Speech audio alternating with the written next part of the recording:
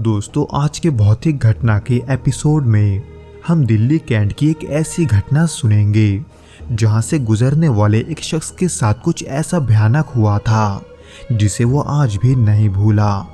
तो चलिए बिना किसी देरी के इस डरावने घटना को सुनील जी के पॉइंट ऑफ व्यू से सुनते हैं, जिनके साथ ये घटना वास्तव में हुआ था। लेकिन दोस्तों, इससे पहले कि हम इस वीडियो में आगे बढ़ें, आप प्लीज़ इस चैनल को सब्सक्राइब करके इसे अपने दोस्तों के साथ शेयर ज़रूर करना, क्योंकि हम ऐसे वीडियोस हर शाम 6 बजे आपके लिए लाते रहते हैं।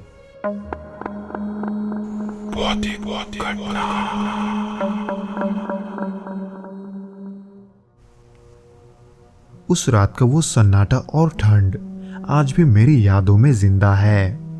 मैं 2012 की एक सर्द रात को अपने दोस्त की शादी से लौट रहा था। शादी का जश्न तो शानदार था, लेकिन कार्यक्रम उम्मीद से ज्यादा लंबा खिंच गया। उस समय रात के करीब 2:30 बज चुके थे और मुझे घर लौटने की जल्दी थी। दिल्ली की सर्दी अपने चरम पर थी और सड़क पर हल्का कोहरा छाया हुआ था और रह रहकर चलने वाली वो ठंडी हवा मेरी हड्डियों तक सिरहन पहुंचा रही थी।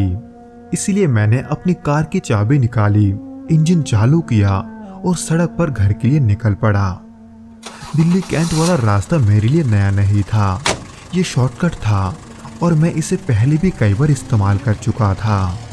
लेकिन उस रात मुझे कुछ अलग सा महसूस हो रहा था। ठंड और सन्नाटे के बीच एक अजीब सी घबराहट मेरे मन में घर करने लगी थी। हालांकि मैंने इसे अपनी थकावट और देर रात का असर मानते हुए नजरअंदाज कर दिया। सड़क पर गाड़ियों का नामो निशान नहीं था। दोनों ओर ऊंची ऊंची पेड़ों की कतारें थी। उनकी परछाइयां कोहरे में और भी डरावनी लग रही थी।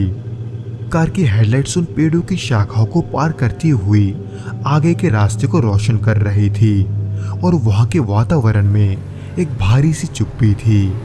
इन्हीं सबके बीच नींद और थकान से बचने के लिए मैंने रेडियो चालू करने की कोशिश की। सोचा गाने सुनने से शायद मेरा ध्यान बटेगा, लेकिन रेडियो का सिग्नल खराब था।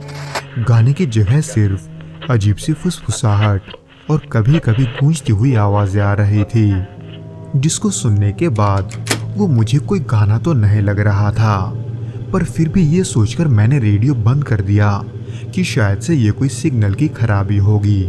इसीलिए उस वक्त मैं खुद को जगाए रखने का कोशिश करते हुए सड़क को गौर से देख रहा था। पर थोड़ी दूर चलते ही सड़क के किनारे मैंने एक आकृति देखी। वो सफेद साड़ी पहने हुए महिला की एक आकृति थी। हालांकि दूर से उसे देखकर ऐसा लग रहा था कि शायद से उसे मदद की जरूरत है, लेकिन जैसे जैसे गाड़ी उसके करीब पहुंची वैसे वैसे मेरे दिल की धड़कन और तेज हो गई, क्योंकि मेरे सामने का नजारा ही कुछ वैसा था।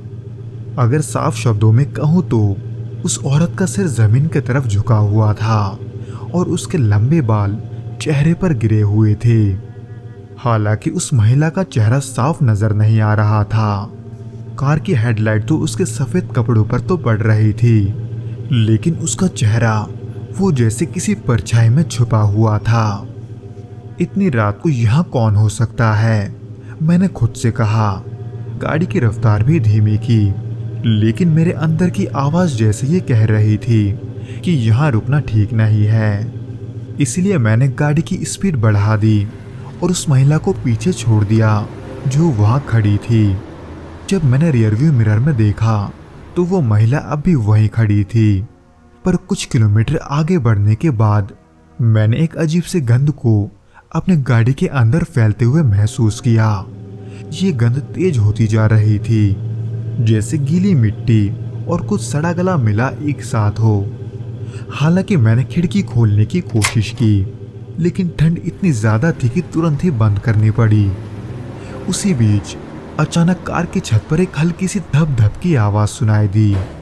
पहले मैंने सोचा कि वो पेड़ का कोई छोटा टहनी होगा, लेकिन फिर से एकदम से वो आवाज लगातार आने लगी। मैं उस आवाज का कारण जानने की कोशिश कर ही रहा था कि तभी वो सारी धप धप की आवाज खरोचों की आवाज में बदल गई, यानी कि मुझे गाड़ी के छत से खरोचने की आवाज सुनाई दे रही थी। मैंने डर के मारे गाड़ी की स्पीड और बढ़ा दी, लेकिन मेरी धड़कन तब और तेज हो गई जब मुझे रियर व्यू मिरर में वही महिला फिर से दिखाई दी, जो कि अब मेरी कार की पिछली सीट पर थी। उसके दिखते ही मैंने तुरंत ब्रेक लगाया और पीछे पलट कर देखा, लेकिन वहां कोई नहीं था। पर जब मैंने वापस मिरर में देखा तो वो महिला फिर से वही बैठी हुई थी। इस बार उसका चेहरा साफ नजर आ रहा था। उसके भयानक चेहरे पर आंखों की जगह गहरे काले गड्ढे और होठों पर एक डरावनी मुस्कान थी, जिसे अपने इतने करीब देखकर मेरा शरीर पसीने से तरबतर हो चुका था। मैं समझ नहीं पा रहा था कि ये सब सच है या मेरी थकावट का कोई भ्रम। कार में अब अजीब सी आवाजें भी सुनाई देने लगी थी, जैसे कोई बहुत ही धीमे धीमे कुछ बुदबुदा रहा हो। अपने गाड़ी के बंद पड़ी खिड़कियों के बीच मैं बस अपने चारों ओर नजर दौड़ा रहा था, इस उम्मीद में कि कहीं से मुझे बचने का तरीका मिल जाएगा। पर कुछ ही देर बाद मैंने देखा कि सड़क पर सूखी पत्तियों का एक बड़ा सा ढेर पड़ा है, जिसे देखकर ऐसा लग रहा था जैसे किसी ने जानबूझकर उसे रास्ते के बीच में रखा है। पर मैंने फिर भी गाड़ी नहीं रोकी, ये सोचकर कि शायद वो महिला यही चाहती है। इसलिए मैं गाड़ी का रफ्तार और बढ़ाते हुए उन सूखे पत्तों के बीच से गुजर गया। आखिरकार मैंने किसी तरह से दिल्ली कैंट का वो रास्ता पार किया और मेन रोड पर जा पहुंचा। जैसे मेन रोड पर आया, वो अजीब गंध, खरोचों की आवाज और वो महिला, सब कुछ गायब हो गया था, जो सुनने में भले ही थोड़ा अजीब लग रहा होगा। लेकिन जब मैं घर पहुंचा, मुझे पूरी रात डर के मारे नींद नहीं आई। आंखें बंद करते ही वही महिला और उसकी खाली आंख मेरे सामने आ रही थी। अगले दिन जब मैंने अपने दोस्तों को ये सब बताया तो उन्होंने कहा कि तुमने वहां पर एक सफेद साड़ी वाली महिला को देखा होगा, जो कि कोई नई बात नहीं है, क्योंकि दिल्ली कैंट के उस इलाके में इस तरह की घटना पहले भी कई बार हो चुकी है। उन्होंने साथ में ये भी बताया कि दिल्ली कैंट के इस इलाके में कई लोगों ने ऐसे ही कहानियां सुनाई है। कोई कहता है कि वो एक महिला की आत्मा है जो किसी हादसे में मारी गई थी, और उसके अलावा कोई इसे सिर्फ अफवाह मानते हैं। लेकिन उस रात जो मैंने महसूस किया वो मेरे लिए सिर्फ अफवाह नहीं हो सकती थी। उस डरावनी रात का एहसास आज भी मेरी रूह को सिरहा देता है। तो दोस्तों, ये तो था वो घटना जो कि सुनील जी के साथ घटा था। उम्मीद करता हूं कि आपको ये पसंद आया होगा, और अगर आया हो तो प्लीज़ इस वीडियो को लाइक करके इसे अपने दोस्तों के साथ शेयर करना मत भूलना, और हमें कमेंट करके ये ज़रूर बताना कि आपको ये वीडियो कैसा